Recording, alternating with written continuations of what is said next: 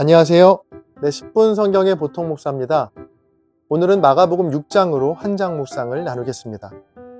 혹시 성경을 아직 읽지 않으셨다면 성경을 먼저 읽고 오세요. 마가복음 6장입니다. 마가복음 6장은 5부분으로 나눌 수 있습니다. 먼저 1절부터 6절까지 고향에서 배척을 받으시다입니다. 회당장의 집에서 떠나 다시 고향인 갈릴리로 돌아오신 예수님은 안식일에 회당에서 말씀을 가르치십니다. 그러자 예수님을 어렸을 때부터 보았던 동네 사람들은 예수님을 어떻게든 깎아내리려고 하죠. 그러자 예수님은 수많은 곳에서 존경받는 선지자라도 자기 고향과 친척과 가족들에게는 존경을 받지 못한다라고 말씀하십니다. 결국 예수님은 고향인 나사렛에서는 많은 일을 행하지 않으셨습니다. 다음으로 7절부터 13절까지 12제자를 파송하시다입니다. 예수님은 제자들을 부르시고 둘씩 짝을 지어 보내시며 그들에게 권능을 부어주시죠. 제자들은 가는 곳마다 예수님처럼 귀신을 쫓아내며 병자들을 고치는 사역을 하게 됩니다. 이어서 14절부터 29절까지 세례 요한이 죽다입니다. 평소 세례 요한을 불편하게 생각했던 헤롯의 아내인 헤로디아는 헤롯의 생일날에 헤롯으로부터 세례 요한을 죽이겠다는 맹세를 받아내게 됩니다. 옥에 갇혀있던 요한은 결국 목베임을 당하는 비참한 죽음을 맞이하게 되죠.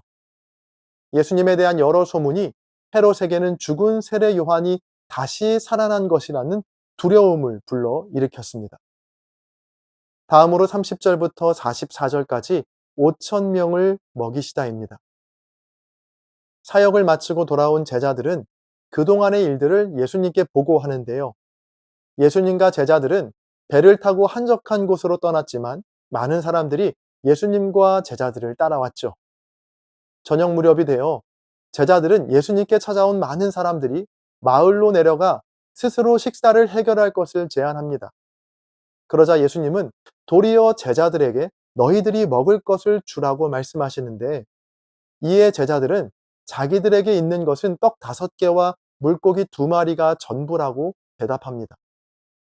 예수님은 제자들에게 모든 사람을 잔디 위에 앉히라고 말씀하시고 제자들로부터 받은 떡 5개와 물고기 2마리를 가지고 감사 기도를 드리신 다음 그것을 제자들에게 주시며 사람들에게 나누라고 말씀하십니다. 떡과 물고기를 받아든 제자들은 사람들에게 나눠주기 시작했는데요. 그곳에 있는 5천 명이 넘는 사람들이 모두 배불리 먹고도 12바구니가 남는 놀라운 기적이 일어나게 됩니다. 마지막으로 45절부터 56절까지 물 위를 걸으시다입니다. 놀라운 기적의 현장에서 예수님은 서둘러 발걸음을 옮기시는데요. 제자들을 재촉해서 먼저 배를 타고 건너편으로 가게 하시고 예수님은 따로 기도하러 산으로 가십니다. 새벽 3시에서 4시 사이에 풍랑으로 힘겨워하는 제자들을 보시고 예수님은 물 위를 걸어서 배 위에 오르십니다. 제자들은 방금 전까지 오병이어로 5천 명을 먹이신 예수님을 금방 잊어버리고 풍랑 속에 혼비백산하죠. 예수님께서 배에 오르시자 바람이 곧 그쳤고 게네사렛에서 내리신 후에 많은 병자들을 고치셨다라는 것으로 마가복음 6장의 말씀은 끝이 납니다. 오늘 본문에 나오는 오병이어의 기적은 읽을 때마다 우리의 가슴을 뛰게 만드는 놀라운 기적의 사건입니다. 우리는 종종 이 말씀을 곱하기의 측면에서 해석하죠. 떡 5개로 5천 명을 먹였으니 1000배의 복을 받는 기적의 사건이라고 말입니다. 보리떡 5개로 5천 명을 먹일 수 있는 놀라운 비결. 당신도 5개만 투자하면 5천 개를 얻을 수 있다. 이런 식으로 말이죠. 만약 이런 관점에서 이 말씀을 읽는다면 성경을 대단히 오해하는 겁니다.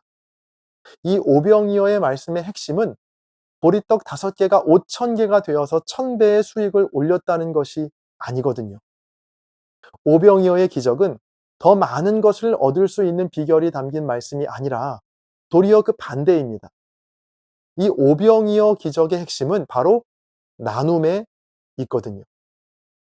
오병이어의 기적이 일어나기 전과 일어난 후의 변화를 보면 좀 더 그 의미가 명확해지는데요. 오병이어 기적이 일어나기 전의 상황은 어땠나요? 5천 명이 배고파하는 상황이었죠.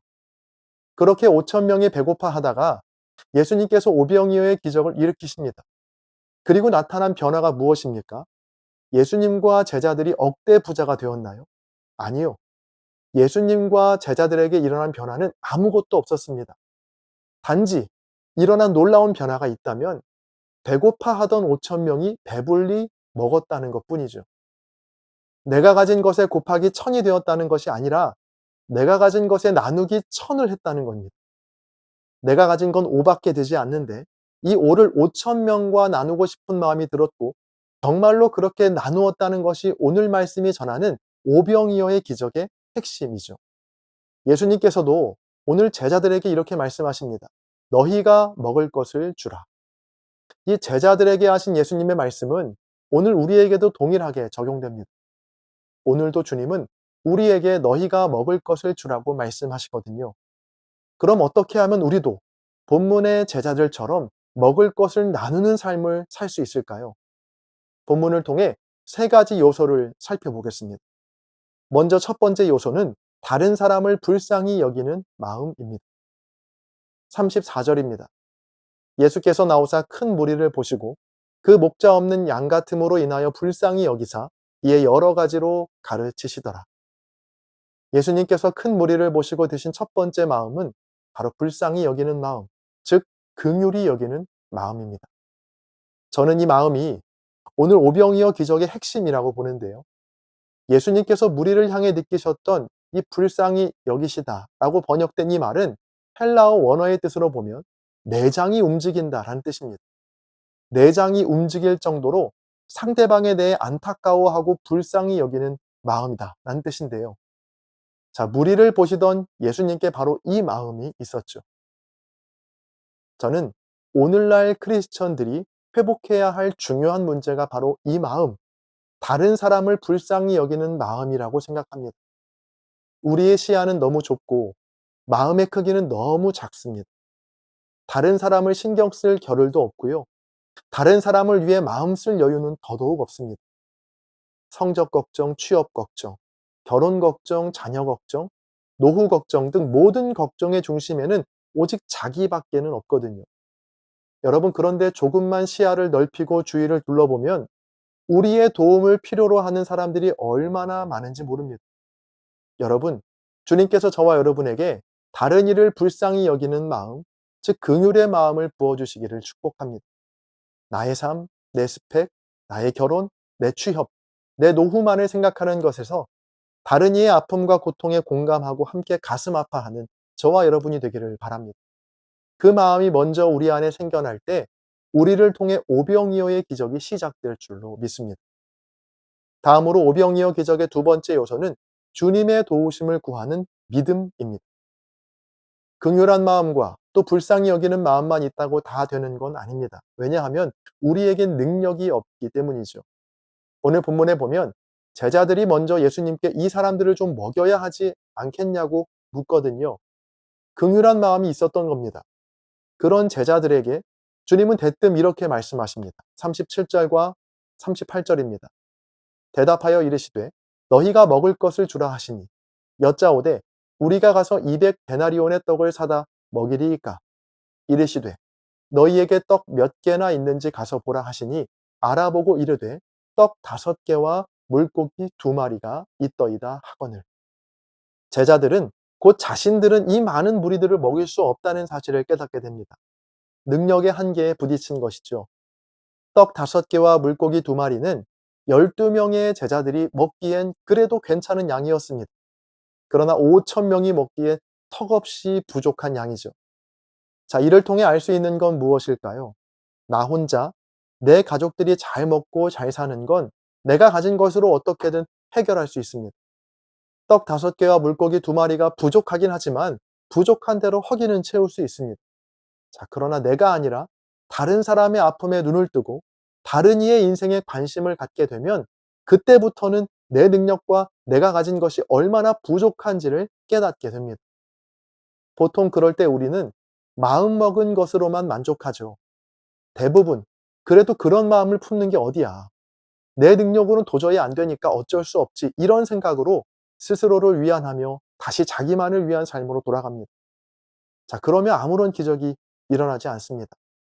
만약 제자들이 자신들이 갖고 있는 게 오병이어밖에 없는 것을 알고 사람들이 갈 때까지 기다렸다가 조용히 뒤에서 자기들끼리 그 오병이어를 먹었다면 기적은 결코 일어나지 않았을 겁니다. 자, 그러나 제자들은 그 오병이어를 주님께 드렸습니다.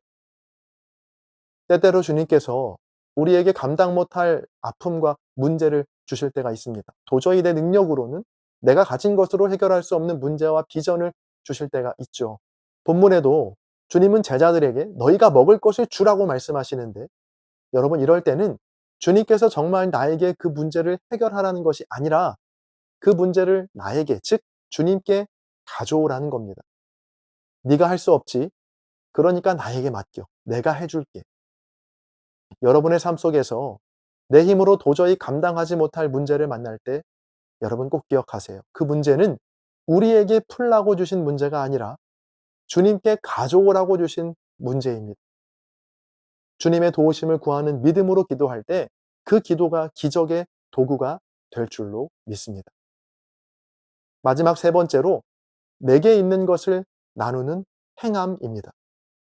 긍휼한 마음과 또 주님의 도우심을 구하는 믿음이 있다면 마지막으로 내게 있는 것을 실제적으로 나누는 행함이 있어야 합니다. 오늘 말씀에 보면 예수님께서 제자들이 가져온 오병이어의 축복 기도를 하시고 5천 명의 무리들에게 나누어 주시는데, 자, 그런데 그 나눔의 방식이 생각보다 간단하고 건조해 보입니다. 뭔가 기적적인 방법으로 하늘에서 보리떡 5천 개가 떨어진다거나 바다에서 물고기 5천 마리가 솟구쳐 오르면 뭔가 더 극적이고 멋질 것 같은데 그렇지 않거든요. 41절을 함께 보시죠. 예수께서 떡 5개와 물고기 2마리를 가지사 하늘을 우러러 축사하시고 떡을 떼어 제자들에게 주어 사람들에게 나누어 주게 하시고 또 물고기 2마리도 모든 사람에게 나누시매. 자, 먼저 예수님께서 제자들에게 떼어 주셨고 제자들이 각 사람들에게 떼어 주는 방식이었습니다. 방식이 너무나 평범하죠. 하늘에서 떡을 실은 수레가 내려온다거나 저 멀리 바다에서 물고기 5천 마리가 떼를 지어 날아오면 아, 기적이구나 했을 텐데 그냥 있는 것을 떼어주는 방식이니 얼마나 평범합니까? 여러분, 그런데 바로 여기에 나눔의 원리가 숨겨져 있습니다. 나눔은 내가 뭔가를 많이 준비하고 갖춘 상태로 하는 게 아니라 지금 내게 있는 것을 내 옆, 그리고 내 앞에 있는 사람들과 나누는 것, 그것이 바로 나눔이라는 건데요. 잘 들어보세요. 지구 반대편에서 굶어 죽어가고 있는 아이들에게 오병이어의 기적이 나타나기 위해서는요, 비행기를 타고 그 아이들에게 가는 것도 하나의 방법일 수 있지만 바로 내 옆에 있는 사람과 나눔을 시작할 때 그 작고 사소한 나눔을 통해서 놀라운 기적이 일어날 수 있다는 것이 바로 오늘 말씀이 우리에게 주는 도전입니다. 상상을 해보시죠. 예수님 앞에 모인 사람들이 남자만 5천 명이고 여자와 아이들까지 합치면 못해도 8천 명에서 10,000명은 모였을 겁니다. 제자들의 숫자는 고작 12명이었습니다. 제자들 한 명당 맡아야 하는 숫자가 약 800명 정도인 겁니다. 자, 여러분이 제자 중 한 명이었다고 생각해 보면 얼마나 마음이 조급했겠어요. 지금 내 앞에 800명이 줄을 서고 있습니다. 배고프다고 아우성입니다. 저기 뒤에 있는 800번째 사람은 눈에 보이지도 않아요. 지금 내가 가진 것으로 이 800명의 사람들을 배부르게 할 것 같지도 않습니다. 여러분, 그래도 주님을 의지하고 내 앞에 있는 사람부터 한 명씩 한 명씩 그 떡을 떼어 나누기 시작하니까 결국 800번째 사람까지 다다르게 된 겁니다.